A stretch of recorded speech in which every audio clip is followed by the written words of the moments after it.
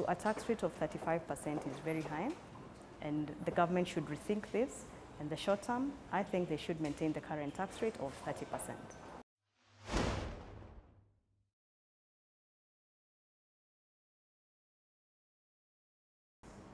It's highly unlikely that there will be a change in the VAT rate. What we expect to see is that items that were previously zero rated will be moved to standard rated.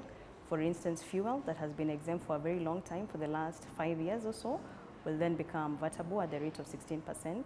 We also expect that commodities such as maize flour, wheat flour, milk and others will move from being zero rated to being exempt, which is going to increase the cost of living for the ordinary Mwananchi. So when you look at commodities such as fuel and also the power, the utility bills, there are also other levies that are in there. And the reason that government does this is just an innovative way of collecting more taxes to be able to finance other government initiatives. You will appreciate that as a country, the main source of revenue for us is taxes. We do not have natural resources where we can be able to fund government expenditure through that. So like in the power bills, we have levies such as warma.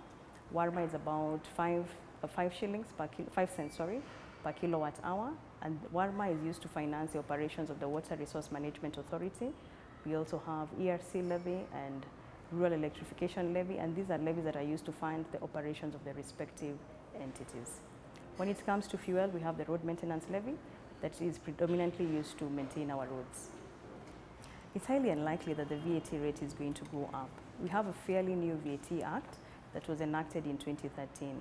When the VAT Act was enacted, the rationale for enacting it was to ensure that the list of exempt products or services was reduced significantly.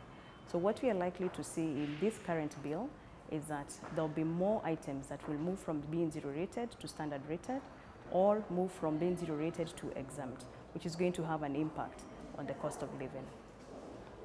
When you talk about raising taxes, the government has two options, because we realize that expenditure in this country is funded predominantly through tax revenues. So the government has an option to either deepen the tax base or widen the tax base. Deepening the tax base would entail increasing the tax rates. In the short run, government may be able to realize their revenues, but in the long term, this is going to hurt the economy because we'll be pushing away investors. Kenya is not going to be as competitive as other countries in the region. If you're to compare the corporate tax rates globally, the average is about 22.5%, and we've seen quite a number of countries reducing their corporate tax rates. In Africa, the average is 28.5%, so a tax rate of 35% is very high, and the government should rethink this. In the short term, I think they should maintain the current tax rate of 30%.